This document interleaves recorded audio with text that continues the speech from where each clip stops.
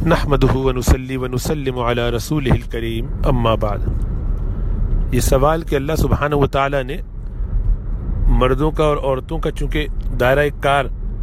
الگ الگ متعین کیا ہے کہ مرد باہر کام کرتے ہیں اور عورتیں گھر میں، اب ایسی صورت میں بہت سی خواتین جو بہت سی صلاحیتیں رکھتی ہیں اور باہر خدمت انجام دے رہی ہیں، مثلا میڈیکل کی فیلڈ میں، اسی طریقے سے دینی خدمات پڑھانے کا سلسلہ، تو اس طرح اس معاملے کو کیسے دیکھا جائے کہ ان کے لیے گھر سے باہر رہ کے کام کرنا اور اسی طریقے سے ان بہت ساری عورتوں کے تقاضے اور ضرورت کو پورا کرنا کہ جو اپنا علاج کسی عورت سے ہی کرانا چاہتی ہیں، اپنے خصوصی معاملات کسی دوسری عورت کے سامنے پیش کرنا آسان سمجھتی ہیں مرد کے مقابلے میں، اور اس میں بھی حیا ہے اور بہتر یہی ہے۔ تو ایسی صورت میں پھر ان عورتوں کے لیے کیا حکم ہے کہ جو گھروں سے نکلتی ہیں اور کام کرتی ہیں؟ گو اصل تو یہی ہے کہ عورت کو گھر میں رہنا ہے، یعنی اللہ سبحانہ و تعالیٰ کا یہ جو حکم ہے کہ وقرن فی بیوتکن، کہ ایک اے عورتوں تم لوگ، خاص طور سے امہات المومنین کے لیے ان کا یہ کام سمجھایا گیا کہ گھر پہ رہو، گھر میں اپنے آپ کو ٹھہرا لو۔ تو بہت سی عورتیں باہر نکل کے جو کام کرتی ہیں، تو اس میں جاننا یہ چاہیے کہ اصل تو یہی ہے کہ عورتیں گھر میں کام کریں، دین کی بھی جو خدمت ان سے بن پڑے وہ گھروں میں کریں۔ یہ ان پر فرض ہے، اپنی اولاد کی تربیت کرنا، اپنے آپ کو شریعت کے مطابق ڈھالنا، گھر کے نظام کو درست رکھنا، شوہر کی خدمت کرنا، اس کے جو انتظامات ہیں، معاملات ہیں، ان کو دیکھنا، سنبھالنا، گھر کی حفاظت، اور شوہر کی ذمہ داری باہر کے سارے انتظامات دیکھنا اور گھر والوں کے لیے جو ضرورت ہے ان کو پورا کرنا۔ اب ایک شخص اپنی بنیادی ضرورت، بنیادی تقاضا، بنیادی اس کی جو ذمہ داری ہے اسے پورا کر لے، اور پھر اس میں کچھ وقت بچے اور ہمت کر کے وہ اور بھی کچھ کام کر لے، اضافی کام کرے، تو یہ نور علی نور ہے اگر شریعت کے دائرے میں کیا جائے۔ لیکن وہ اپنے کام کو چھوڑ دے یا اپنے کام میں کوتاہی کرے یا اپنا کام کسی اور کے سپرد کر دے، تو یہ ایسے ہی ہے کہ جیسے اس نے لازمی پرچے کو حل نہیں کیا اور اختیاری پرچے کو نہ صرف یہ کہ حل کیا اور بہت ذوق شوق سے کیا، ساری توجہ اس پر لگا دی۔ تو کمپلسری پیپر تو اس نے فیل کیے اور آپشنل سارے پرچوں میں وہ اے گریڈ لیتا رہا، تو ظاہری بات ہے کہ اس کے اے گریڈز پہ اس کو شاباش تو دی جا سکتی ہے، لیکن اس سے اس کی کامیابی متعین نہیں ہو سکتی۔ کامیابی ایسے نہیں ہوتی، کامیابی تو اپنے فرض منصبی کو ادا کرنے سے ہوتی ہے۔ اب یہ ڈاکٹر بننا عورت کا یا استانی بننا یہ اچھا ہے، نرس ہونا بہت فائدہ مند ہے کیونکہ عورتوں کو آسانی ہو جاتی ہے، اچھا جذبہ ہے، لیکن اس کے نتیجے میں اس کا اپنا آخرت کا نقصان ہونے لگے یا اس کی جو اصل ذمہ داری تھی وہ پس پش چلے جائے، اس میں کوتاہی ہونے لگے، تو ظاہری بات ہے کہ اس کو ثواب یا آخرت کے حوالے سے کوئی اجر تو کیا ملتا، الٹا وبال ہوگا۔ تو بعض اوقات یہ جذبہ تو اچھا ہوتا ہے اور شوق بھی ہوتا ہے کہ چلو ہم دین کی خدمت کے لیے نکل جائیں مثلا، اور باہر تقریریں ہو رہی ہیں، دروس ہو رہے ہیں، پڑھایا جا رہا ہے، سکھایا جا رہا ہے، انسٹیٹیوٹ چلائے جا رہے ہیں، لیکن اس کے نتیجے میں اپنا جو اصل فرض تھا اس میں کوتاہی ہو رہی ہے۔ حضرت عائشہ صدیقہ رضی اللہ تعالیٰ عنہ، ان کی مثال عموماً لوگ بیان کرتے ہیں کہ آپ نے باقاعدہ پڑھایا بھی، سکھایا بھی، لیکن شریعت کی عین پابندی کے ساتھ، پردے کی رعایت کے ساتھ۔ پھر یہ کہ ان کا خاص مقام تھا، انہیں اس کام ہی کے لیے چنا گیا تھا، چنانچہ ایک تو یہ طے کر دیا اللہ سبحانہ و تعالیٰ نے قرآن میں کہ یہ ازواج مطہرات رسول اللہ صلی اللہ علیہ وسلم کے دنیا سے تشریف لے جانے کے بعد بھی شادی نہیں کر سکتی، ان کے لیے نکاح دوبارہ کرنا جائز نہیں ہے۔ تو ایک تو یہ، پھر یہ کہ ان میں سے کسی کی بھی اولاد نہیں تھی کہ جس کو پڑھانا، لکھانا، سمجھانا، تربیت کرنا ان کے ذمے ہو۔ وہ خود اس کام ہی کے لیے اللہ کی طرف سے گویا متعین کی گئی تھیں، کیونکہ رسول اللہ صلی اللہ علیہ وسلم کی نجی زندگی میں، خانگی زندگی میں جو امور تھے ان کی اطلاع تو ازواج مطہرات کو ہی ہو سکتی تھی، اور انہی کے ذریعے امت تک یہ بات پہنچ سکتی تھی۔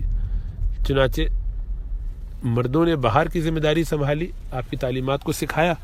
ازواج مطہرات نے گھریلو باتوں کو سکھایا، اس میں بالخصوص حضرت عائشہ اور حضرت ام سلمہ رضی اللہ تعالیٰ عنہما، یہ دونوں، انہوں نے لمبی عمر پائی اور انہوں نے کئی سال لوگوں کو سکھایا پڑھایا۔ 45 سال کے قریب تو عائشہ صدیقہ رضی اللہ تعالیٰ عنہ رسول اللہ صلی اللہ علیہ وسلم کے بعد رہیں۔ اس میں پھر ایک مرحلہ آیا کہ جس میں آپ کو تعلیم و تعلم سے نکل کر باقاعدہ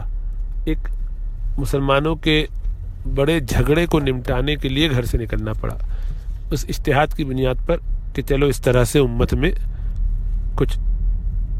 اجتہاد کیا کہ اس کے نتیجے میں آپس میں اتحاد ہو جائے، دوبارہ وہ جو خانہ جنگی کسی کیفیت ہو رہی ہے اس کو روکا جا سکے۔ لیکن اس کا نتیجہ بہرحال شرارت کرنے والوں کی شرارت کے نتیجے میں یہ ہوا کہ رات بھر میں تو معاملات طے ہو گئے، لیکن صبح انہوں نے ہلہ بول کے آپس میں لڑوا دیا، اس میں بہت کچھ نقصان بھی ہوا۔ لیکن حضرت عائشہ صدیقہ رضی اللہ تعالیٰ عنہ اس کے بعد عمر بھر اس پر غم کرتی رہیں، افسوس کرتی رہیں، روتی رہیں کہ کاش میں نہ نکلی ہوتی، غم کرتی تھیں آپ، یہ کاش میں نہ نکلی ہوتی۔ اور یہ افسوس اور غم اسی لیے تھا کہ مجھے جو حکم تھا کہ گھر میں ٹھہرنا ہے تو گھر ہی میں ٹھہری رہتی، وہیں سے پڑھا رہی تھی، وہی سلسلہ رہتا۔ تو آج کل جو لوگ گھروں میں ٹھہرنا اپنی شان کے خلاف سمجھتے ہیں اور باہر نکل کے پڑھنے پڑھانے میں لگ جاتے ہیں، عورتوں کی بات کر رہا ہوں، وہ اپنے اصل کام کو چھوڑ کر اس کام میں لگے کہ جو شریعت کے دائرے میں رہ کے کرنا بعض اوقات بہت مشکل، بلکہ اکثر اوقات بہت مشکل ہو جاتا ہے، اس میں بے احتیاطیاں بھی ہونے لگتی ہیں۔ تو اب اس سے دوسروں کو تو یقیناً فائدہ ہوگا، اس عورت کو فائدہ ہوگا کہ جو کسی خاتون ماہر امراض نسوانیہ کی تلاش میں ہے اور اس کو مل جاتی ہے ایسی کوئی عورت اور بہت خوش ہوتی ہے کہ چلو میرا آپریشن فلاں خاتون نے کر دیا، ایک مرد کو نہیں دکھانا پڑا۔ لیکن چونکہ بحالت مجبوری مرد کو دکھانا شرعاً جائز بھی ہے اور اس میں شرعاً کوئی قباحت نہیں ہے، مجبوری میں بیماری کے لیے، علاج کے لیے۔ لیکن اگر عورت ہوتی تو اچھا ہوتا، تو اس کو تو فائدہ ہوا، لیکن اس کا اگر اخروی نقصان ہو گیا تو اسے حاصل کچھ نہیں ہے۔ تو ہمیشہ فوکس یہ رہنا چاہیے۔ اب یہ ہے کہ بہت سی عورتیں ماشاءاللہ اچھی اچھی خدمات انجام دیتی ہیں، اس سے لوگوں کو فائدہ ہوتا ہے، بہت سے لوگ دین میں بھی آتے ہیں۔ تو لوگ تو دین میں آئیں اور اس کو فائدہ نہ ہو، اس کی آخرت نہ بنے، تو یہ بھی ذہن میں رہے کہ ہر وہ کام جس سے لوگوں کو فائدہ ہو وہ ہمیشہ اللہ کے ہاں بھی مقبول ہونا ضروری نہیں ہے۔ چنانچہ خود شیطان ابلیس نے مال کی حفاظت کے لیے آیت الکرسی کا پڑھنا تعلیم فرمایا تھا ابو ہریرہ رضی اللہ تعالیٰ عنہ کو، بخاری کی روایت ہے۔ اب بات تو اچھی تھی، ان کو فائدہ بھی ہوا، لیکن کچھ سکھانے والے کو کوئی فائدہ نہیں ہوا، ابلیس کو اس کا کیا فائدہ ہوا، اس کو ثواب تھوڑی ملے گا اس پر۔ اسی طریقے سے آپ کو موقع ملا، آپ نے ٹی وی پہ کام کرنا شروع کیا اور لیکچر تقریریں آپ نے دروس دینا شروع کیے، اور اس کے نتیجے میں لوگوں کو بڑا فائدہ ہوا یہاں سے وہاں تک، لیکن آپ خود عجب کا، تکبر کا، بڑائی کا شکار ہو گئے۔ دنیا جہاں میں آپ ایک سیلیبریٹی بن گئے، ہزاروں لوگ آپ کو، لاکھوں لوگ آپ کو دیکھنے سننے والے ہو گئے، سینکڑوں آپ کو خطوط لکھنے والے ہو گئے۔ اب آپ بہت اپنے آپ کو بے تاج بادشاہ سمجھ رہے ہیں اس پورے کام کا۔ تو آپ نے اس سے حاصل کیا کیا؟ دوسروں کی تو آخرت بن گئی، سنور گئی، آپ کی آخرت تباہ ہو گئی۔ آپ کے نفس میں جو کبر آیا وہ خراب کر گیا آپ کو۔ اب آپ اپنے آپ کو بہت کچھ سمجھنے لگے، تو اس عجب یا تکبر نے آپ کو اللہ سے دور کر دیا۔ تو دوسروں کو تو آپ نے اپنا کندھا دے کے جنت میں پہنچا دیا، خود جہنم میں گڑھے میں گر گئے. تو یہ کون سا سمجھداری کا سودا ہے؟ تو دوسروں کو فائدہ پہنچانے کا جذبہ اچھا ہے، لیکن اپنا نقصان کیے بغیر. تو عموماً جو لوگ اس طرح کے کام کرتے ہیں خواتین، ان کے سامنے جنت کا راستہ کھلا ہوتا ہے، وہ اس سے صرف نظر کر کے اس کام کو دیکھ کے کرتی ہیں جن میں ان کی ایک اپیل ہے، انہیں ذرا اچھا لگتا ہے، ان کا دل چاہتا ہے، اپنی خواہش کی وجہ سے کرتی ہیں.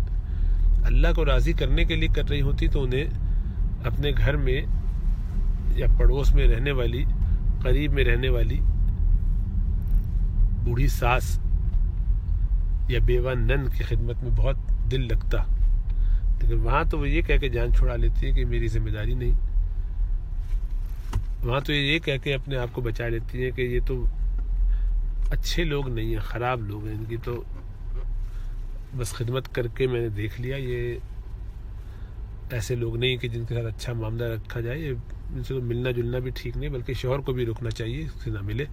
کیونکہ ان کے برے اثرات ہمارے گھر میں مرتب ہو رہے ہیں، ہماری اولاد پر مرتب ہو رہے ہیں. تو ایسی عورت جو باہر دین کی تبلیغ کر رہی ہو اور گھر میں اس کا، سسرال میں اس کا یہ معاملہ ہو، اس کا اپنا آخرت کا معاملہ بہت کھٹائی میں ہے. ایسی عورت کے جو لوگ جا کے باہر خدمت کرتی ہے اور اس کے بدلے میں پیسے اس کو ملتے ہو، بڑی خوش ہو، اور گھر میں اس کو کسی کی خدمت کرنے کا سوچ کے بھی اکائی آتی ہو، تو یہ عورت تو بالکل سر تاپا گمراہی میں پڑی ہوئی ہے.